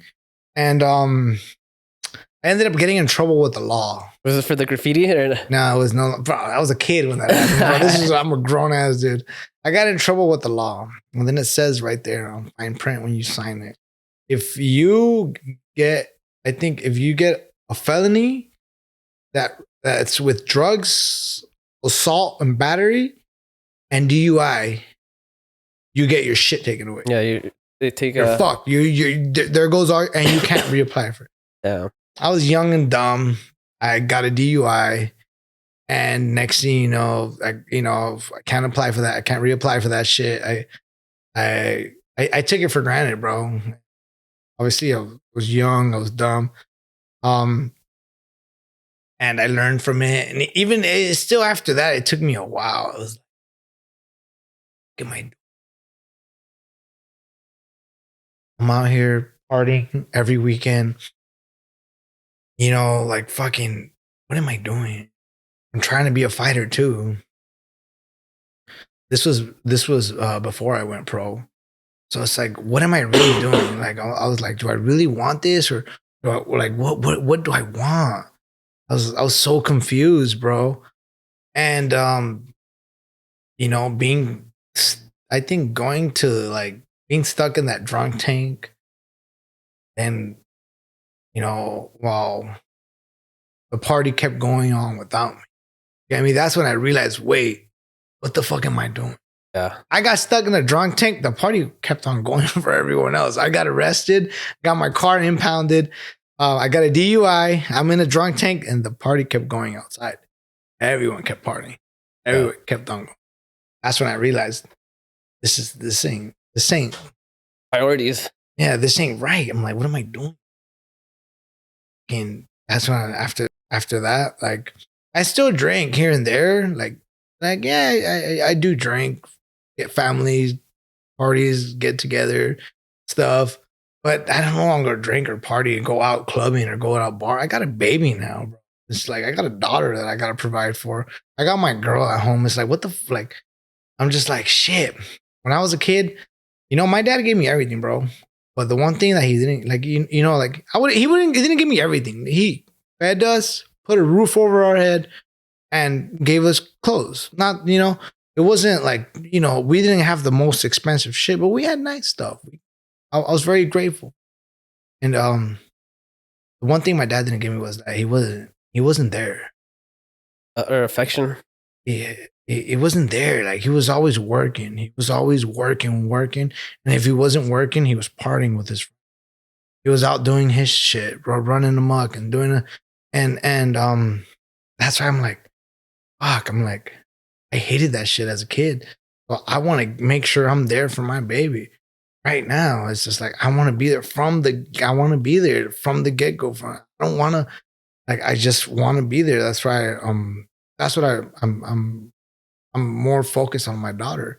I want to be there for her. I want to give her. So I was like, I can't be living the same lifestyle I was when I was younger. And I'm like, I got people who depend on me. I got someone who relies on me to eat. Like it's wild that when you make it sound like that. So I can't be living life the same anymore. And it wasn't until like, I think me and my girl, we had our first anniversary and our baby was 3 months old. We went out to celebrate our anniversary, me and my girl, but we got fucked up, mo. We got both like throwing up drunk or what? So drunk. And then we go and we get home, we go to sleep, and next thing you know, it's like 5 in the morning. We got home like at 2 in the morning, and we just hear, and I'm like, what the fuck? Like, dude, I was so hungover. And I just hear, yeah. My daughter's yelling bloody murder, bro, because she's hungry. And I was so hungover, and like my girl's hungover, and we were both like, we can't do this. We got to be good for our baby. And I was like, oh my God. That's why I think the last time I got drunk was on my daughter's birthday. You slip up sometimes, right? You gotta pick the reason, yeah. So that was back in November. So that's the last time I was drunk. I've had a couple of, beers after work or just get-togethers, but not like we're at the point where I'm drunk and like I'm sloppy. hungover. Yeah, I can't, dude. I'm like, oh my God, I can't be hungover and I can't be with a crying baby. Because, bro, like, they don't know anything, bro. They just know to eat, poop, pee, cry, and sleep. That's all they know. So, like, I owe it to her to be at the best way possible. Like, I got to be freaking, like, on my toes. I can't get caught lacking. And I'm very thankful that my family helps me a lot, dude. I know I could call anyone. They got my back and everything. And I call, even when I have questions like, hey, like, the baby needs this, or the baby, what do I do, or this and that, my family's all. Yeah. My girl, too, bro. My girl.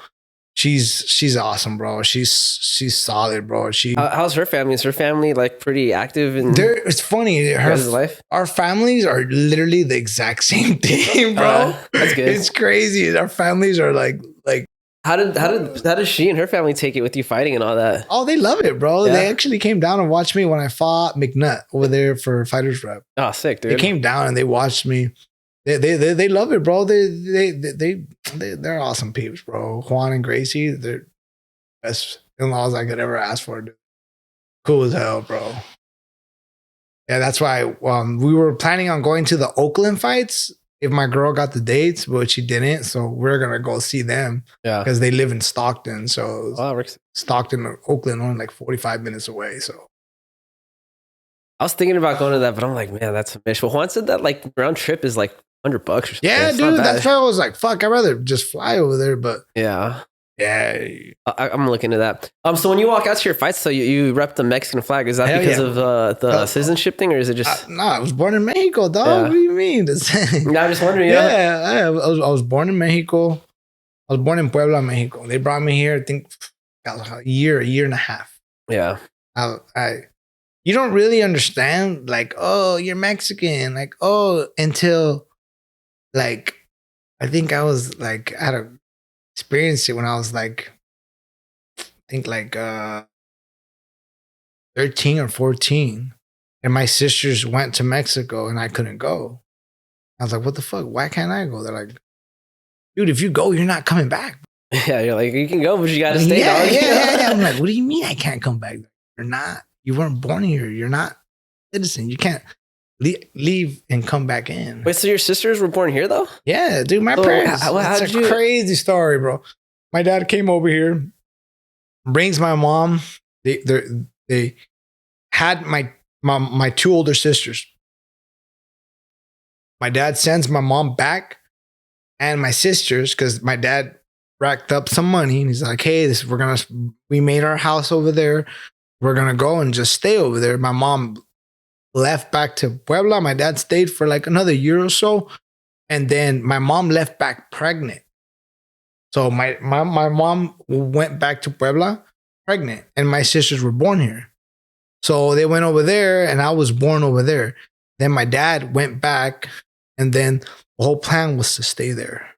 But then you're like, hey, shit didn't work out. Money ran out. So my dad came back again and then brought my two sisters. They were born here, so they had no problem entering the country again. My mom had to sneak in through back then they were passed through the line. They would only charge like maybe like $1,000 and they would just pass you through the line. My mom passed me through their hands. We just passed through, my mom says we passed through a car. And yeah. Dang, should have just waited a little bit longer. Bro, if I just weren't thinking like that though, you know? You know what? I always say this. Maybe, you know, for a reason, bro. What if I was born here as a US citizen? I got more trouble. Maybe I would have been a fucking loser, bro. Maybe the fact that, that I know that I don't have my citizen, it made me just work harder. My dad taught me how to work hard. I've been working since I was 15 years old. My dad taught me how to work hard and be a hard worker always. And my dad always, one of the things he taught me is be the hardest worker, no matter where the fuck you are. Be the hardest worker. It doesn't matter if you're the boss. It don't matter if it's your first day. It don't matter if you've been there for a long time. My dad always taught me, be that fucker. Be that guy that if anyone questions your work, you show it to them. Be like, hey, look, this is me. And I took that in and I took it to the gym with me. And bro, like, there's very few people that work as hard as me in the gym. Yeah. I show up, I clock in my miles, I do my strength training, I do my stretching, I do I take class, I teach classes. And it's crazy though, because like I started doing that more and because I wanted to become better. And then next thing you know, like people follows me. Next thing you know, Chris follows me. Agu follows me. Next thing you know, now they got Birdman following. Now Sydney's following. And now next thing you know, Yoshi's following. Next thing you know, bro, there's the best trophy when I'm on my way to the gym and I see someone running from our gym and I'm like, fuck yeah. I was like, hell yeah. Oh, you're doing the 3-miler? I know what route you're taking. Like, I'd be like, fuck yeah. Like, I love fucking seeing I love to see everyone grow. And that's one of the things that I picked up from Coach was that he puts the same effort and the same love into everyone. And you have to. You have to. At first, I used to be like, Coach, like, why the fuck are you bothering? This fool sucks or what? And he's like, you're wrong, Julio. They don't suck. They just don't have the skills, and the experience yet. Give it time.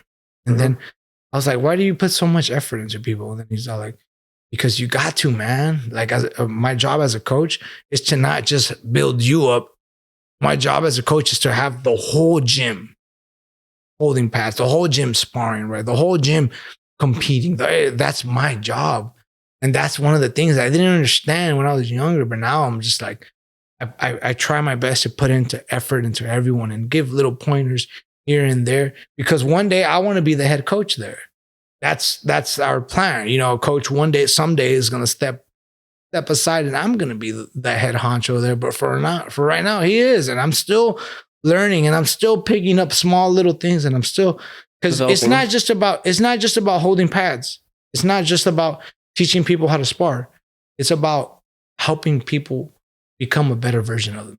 And I was like, damn. That's the most important part, I think. I was like, damn, Coach. I was like, you're right. And then he tells me like, bro, you don't do this shit for the money. We don't do this shit for the glory. We don't do this shit for the bells and whistles. All that stuff is extra. But we do this to become better versions of ourselves.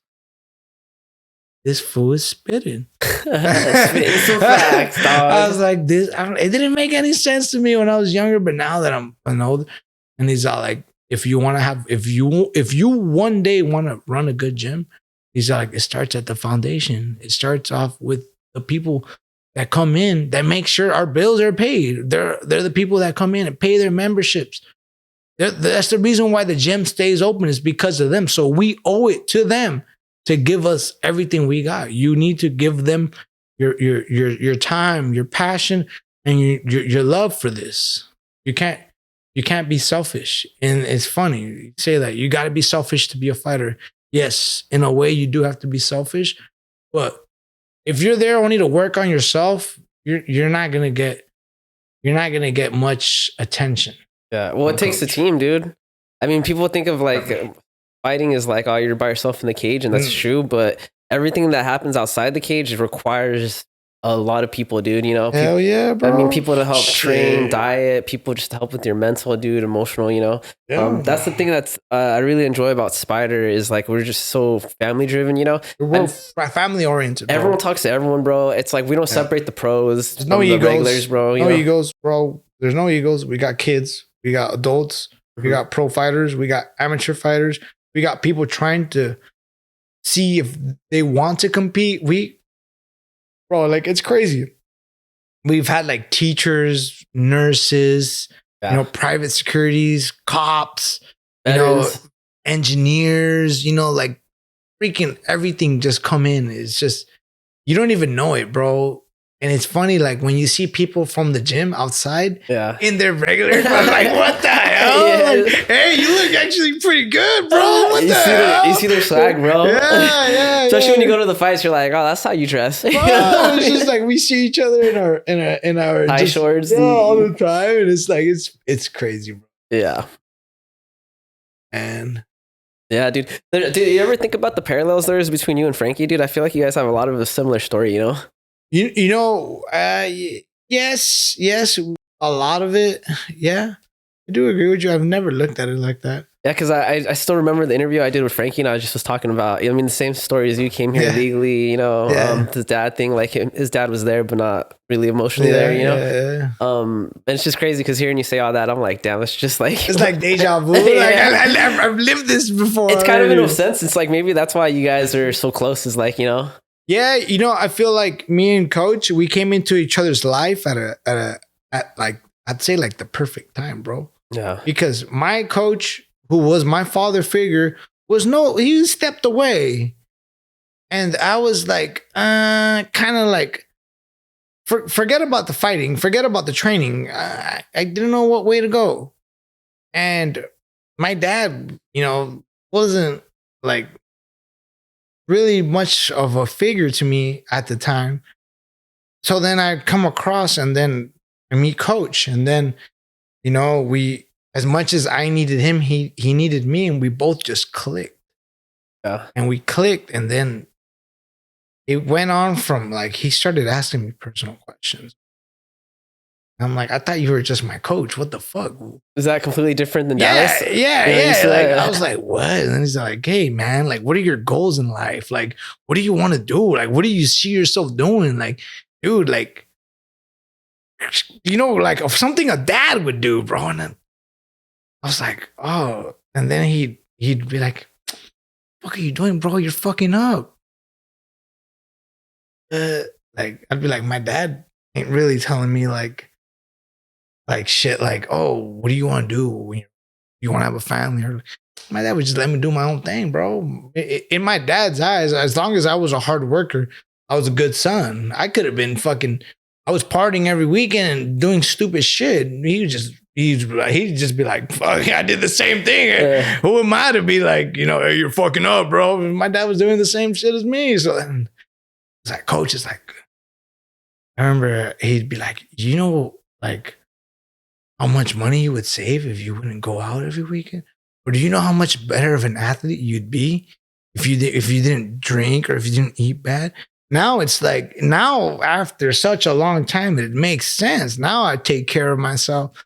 Now I'm like, I meal prep my own meals. I do everything. And now like, oh fuck, I can't be eating all this shit. Or I can't be drinking like this if I want to, I got to keep my body healthy. I got a couple more years left of this mode before I'm like done fighting. I'd say like 4 or 5 more years. And I think that's it. Yeah, my body hurts. Dude, the mileage you put in, dude, because you've been doing this since you were young, bro. Yeah, bro. Even with wrestling before all that, Yeah. It's just, it's crazy, bro. The unfortunate part of training, dude, and fighting is just gets to the point where you can't do it anymore, Hey, bro, but you get to the point where you're like, fuck, like, feels good, man. Like, you're like, fuck, I've given so much to this. And then you look back at it and you see your progress and you see how you've grown, not just as a fighter, but like as an individual person. You're just good. Yeah, that's what drew me to martial arts in general, was just the spiritual growth, bro. Because that's just something that, like, dude, I mean, when I was younger, bro, I just didn't give a fuck, bro. And similar to you, like, my dad wasn't really like there to tell me like how to be a man and none of that shit. Yeah. But for some reason, like, martial arts was just a way for me to track, like, and keep track of my life, I guess, and just give me a goal, dude, And then the community where you meet people that want you to do better, Frankie, you guys, Yeah. It's like a solid way to or hobby to pick up, I think, like for anyone, even kids and shit. Yeah, bro. Honestly, I encourage like everyone. I tell them like, hey man, martial arts is a great foundation for any kids, bro. Any kids, bro. It's like, you've met my nephews, Anthony and Jaden. Yeah. So Anthony didn't fight, but Jaden did, bro. Jaden, and he had good technique, dude. Oh my god, dude. Yeah, I remember I was at his fight, dude. He's cool, and even when he trains, bro, he's always super enthusiastic about it and stuff, And actually, I take that back. Sometimes he's like doesn't want to do it, but he still does it, though. But he in his head, it's like it's either I go to the gym or I do laundry with my parents. Same right? with you, bro. So he's like, fuck that, I'm going to the gym. Just like with your sister, bro. Yeah. And then next thing you know, I was like, he actually went out and fought, bro. Jaden had 2 fights, bro. His first fight, he looked amazing, bro. Kid goes out and both of them were just banging. Both of them were it was a great fight, dude. He got his hand raised. Next thing you know, he gets a little confident. He's a little, I'm going to do this. I'm going to sweep him. I'm going to do that. And I was like, next thing you know, he gets kicked in the face and he's like, that's it. I'm done. I don't want to do this no more. Dang. And my other nephew, Anthony, he's a bit older. He's a freshman in high school now. I don't see Anthony anymore, really. Nah, because he's soccer. He's soccer, bro. Yeah, he plays club and he plays for his high school right now. So he's busy as hell with soccer. And with him, bro, what helped him the most was Muay Thai, bro. He was, very timid, didn't want to engage, didn't want to like make contact. That was his game. He's a defender. You got to play aggressive when you're a defender. So he starts coming into the gym. He starts learning how to punch. He starts learning how to kick. And next thing you know, he's freaking cracking pads. I'd be like, oh my God, if this kid would fight, because he's athletic, he's young. He's like, and next thing you know, he's like, I don't want to fight. But he would go and he got that confidence. And next thing you know, on the soccer field, he's killing it, dude. He's boom, tackling kids, boom, get out of my way. Yeah. He's being aggressive. He's all talking smack back. He's like, like I was watching and I'm like, fuck yeah, that's my nephew right there. I was like, hell yeah. It's crazy. It's a good foundation for the kids. Like if you look at all the kids that come to our gym, first day, timid, shy. Next thing you know, with time, they're just, you got little Carter doing rolling thunder kicks, and it's like, wow, bro. Well, dude, I mean, like even like Jade too. You remember when Jade first started? She was like quiet, and then after like a year, she's going up to everyone. Yeah. Do you think your daughter's are you ever gonna try to get your daughter into Muay Thai? I'm gonna like introduce her to the sport, but I'm not gonna push her. Yeah, I want her to find it or find whatever. Because that's what happened with me. Yeah, that's how I found my sport. Like. By myself, just trying other shit. And that's how I got into fighting. And I feel like with kids, when you push them into it, it's not good. Yeah. They end up hating it. Yeah, that's what I want. You can't force them. She's gonna be at the gym with me every day, so she's gonna eventually start seeing and start. Hopefully Casey's still fighting by the time she gets a little older, and she's going to see her auntie fight, and then she's going to be like, oh, motivator. Be like that. And I'll be like, yes.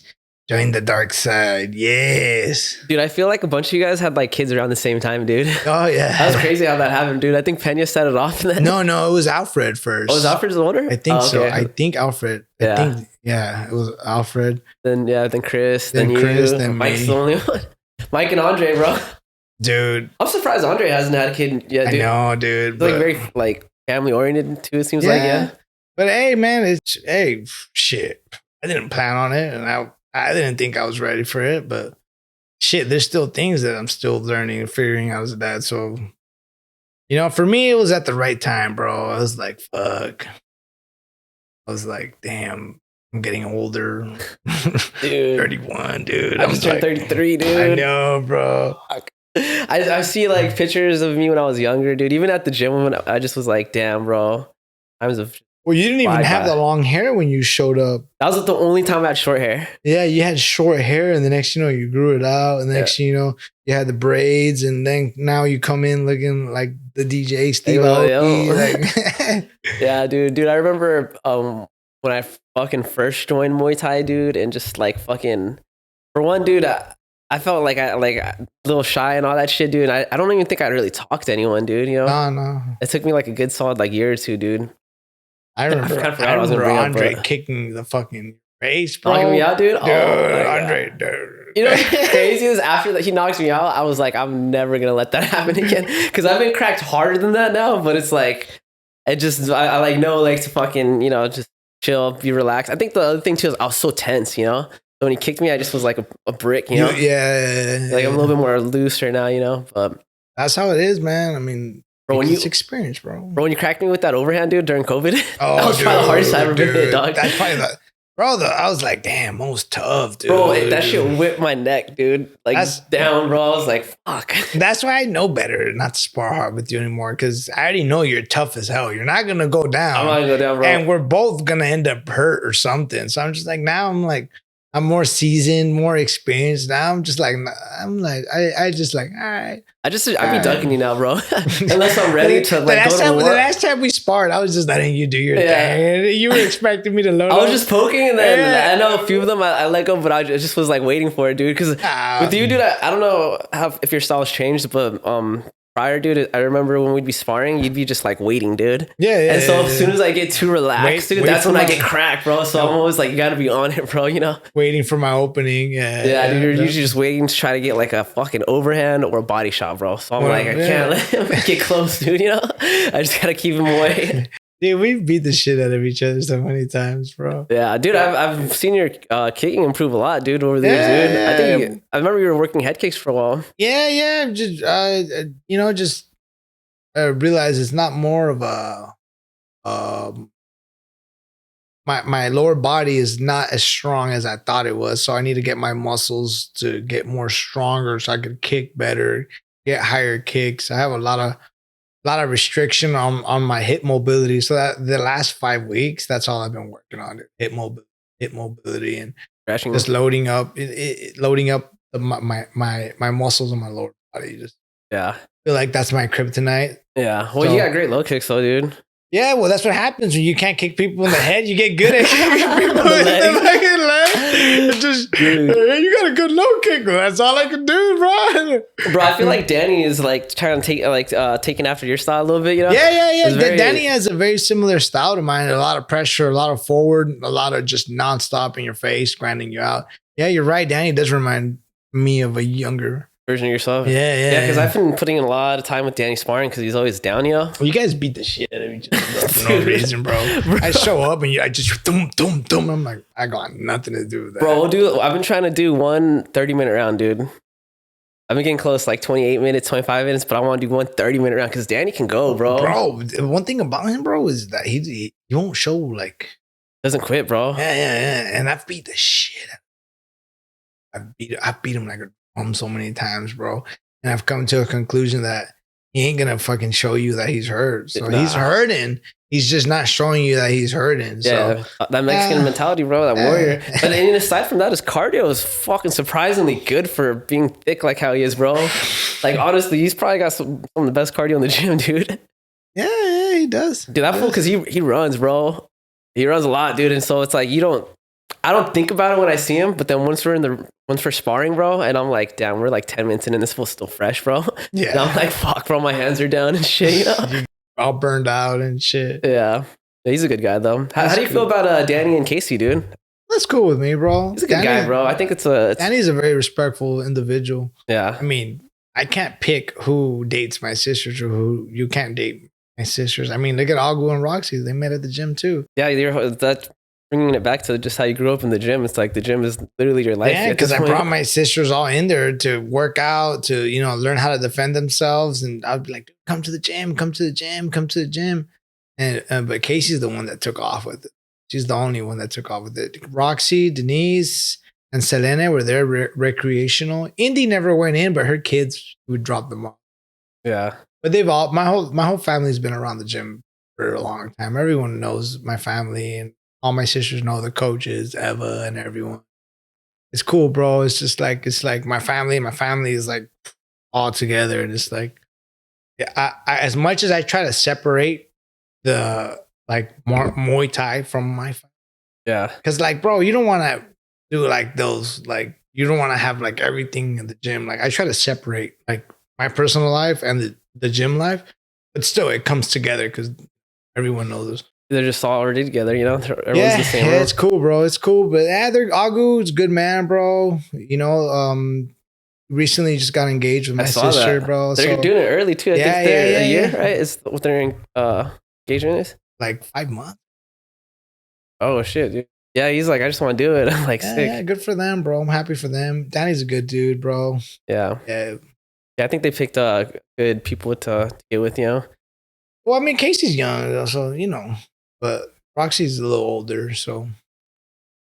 But, you know, it sucks. I see those foods at the gym almost every day. You know, and I see them at home, and it's like, I'm just like, oh my God.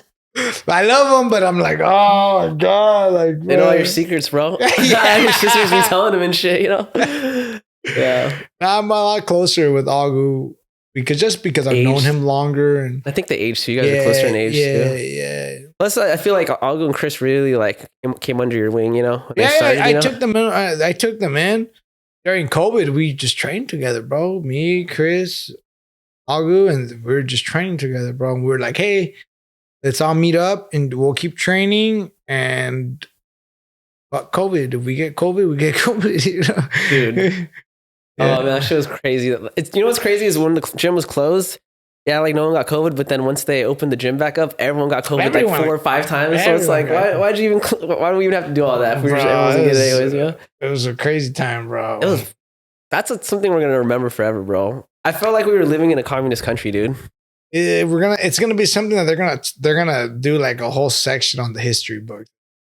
Oh, for sure, bro. That was like 2 years, right? It was about 2 years. Yeah. And then what's crazy is it makes me think like the next time something happens, they've already done it before, you know? It's like, it's going to be easier to do it again, you know? Fuck. You got to stop that, bro. Vote for Mo. Run for president one day, dog. Hell no, dude. You know what I mean? Yeah, bro. Do you have any fights coming up scheduled or anything? As of right now, we had something lined up for this month. It fell through, it didn't work out. We don't got anything lined up at the moment. So right now I'm focusing more on, you know, just staying healthy, staying in shape, you know, running, weightlifting. You know, I came to a conclusion like, fuck, so much time getting back into shape during like when I get a fight. Something coach has been telling me for a long time. What if you stay in shape the whole time, Julio, and then we just tune you up before your fights? And I'm always like, nah. And now I'm like, I'm older. It's harder for me to get back in shape. It's easier to stay in shape as opposed to, you know, getting back. Bro, you stop running for a week or two, you're fucked, bro. You're fucked. Yeah. You stop weight training for a week or two, you're fucked. Bro, it's a hard reset. It's definitely hard. So now imagine like a month or 2 is like, oh God. So that's why like this year, my goal, be more consistent.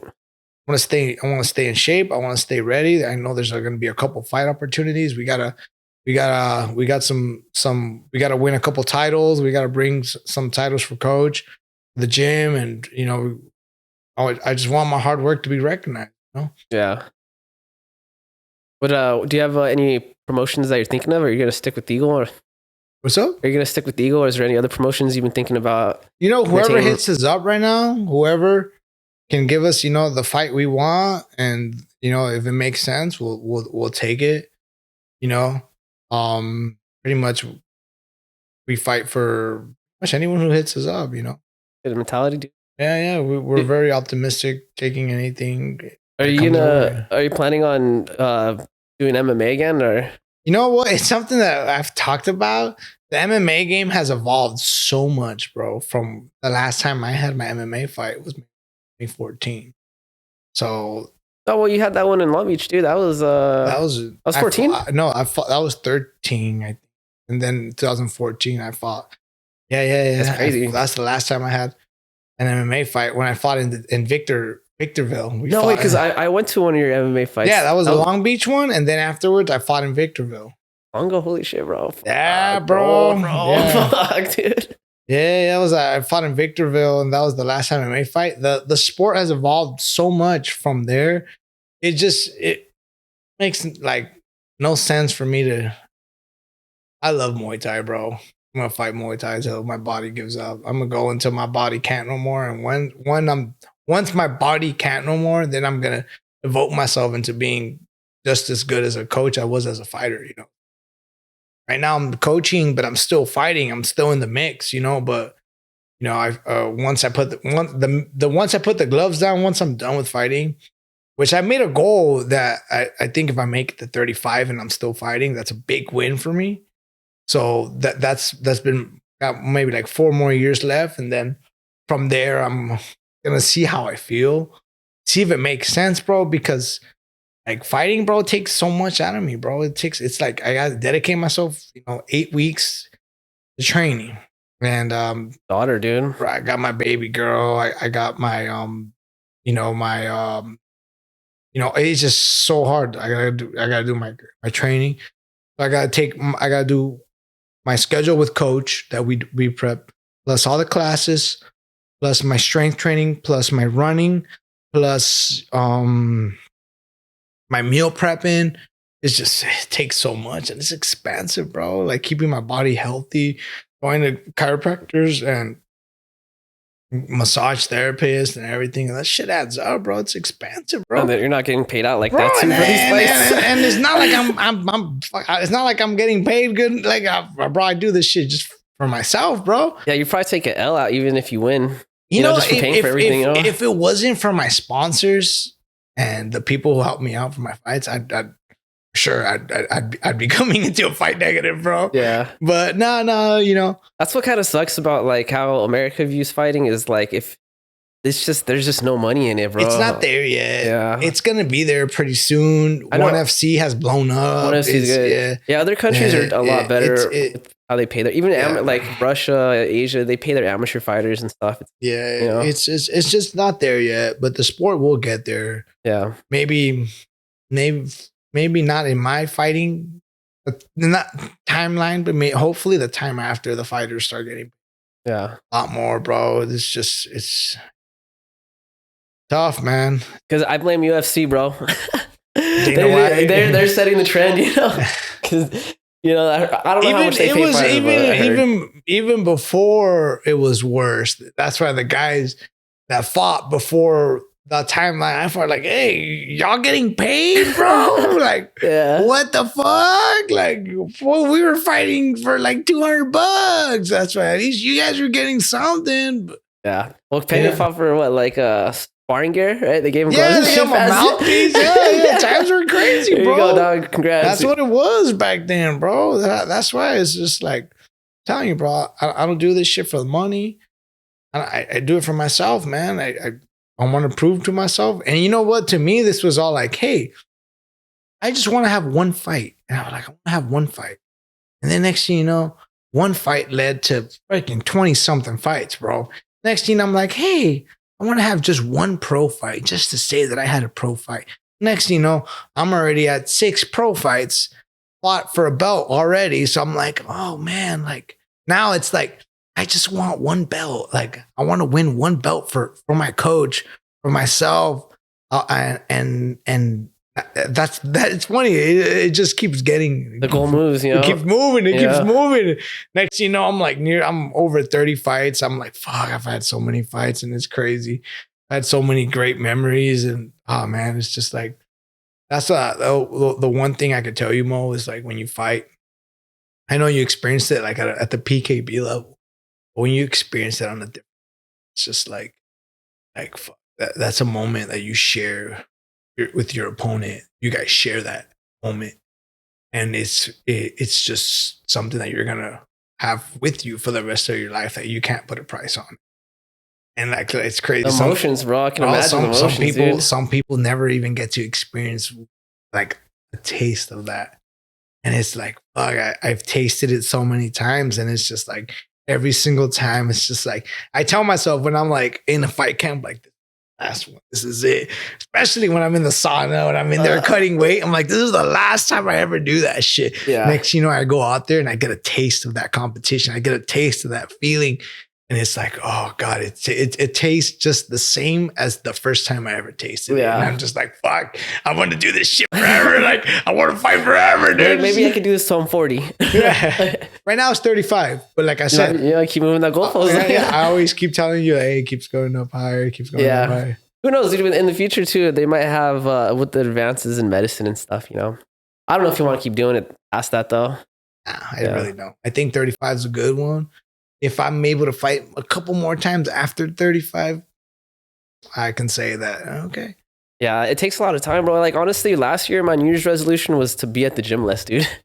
Because I was like, dude, like, I got to the point where people just weren't inviting me places because they never saw me. So I was at the gym all the time. And then that's when I really realized, I was like, bro, I'm not maintaining my relationships with my friends and stuff, you know? My family. Finding that balance is hard, bro. Yeah. And so I can imagine with you now that you have a daughter, bro. Bro, I started this podcast like a year ago and I wanted to have you on, dude, but I always felt so guilty taking your time, bro, from you and your kid, dude. So I was like, fuck, I'm gonna just wait till things kind of slow down. Not fighting or anything. It's hard, you know? Bro. It's hard, bro. It's just like, fuck. Now I'm like, fuck, I do this. It's like with, like, I used to play video games. Play a lot of video games. And now I look at it like, hey, I spend an hour playing video games or I spend an hour with my... I'm like, what's the trade-off? You get me? Yeah. I'm like, fuck, I'm already gone because I work. I'm already gone because I'm at the gym. And for me to come home and still turn on my PlayStation doesn't make any fucking sense to me. I'm just like, fuck, I come home and I spend some time with her. I shower her, I feed her, put her to bed. And then, you know, it's just... Time for you to go to bed. Yeah, it's just how it is, man. That's how it should be, though, bro. That's how you know you're doing it right, bro. You know. I hope so, man. I hope I'm doing it right. You know, sometimes I feel like I'm like, fuck, what the hell? Yeah. But it's like what you said earlier, bro. It's breaking that generational curse, you know. Luckily, I have a good partner, my girl Andrea. She holds me down, bro, and she completely respects my passion for Muay Thai in the gym. That even though sometimes she won't be like happy about it, but she still allows me to. You know, I've had past experiences where it's been an issue.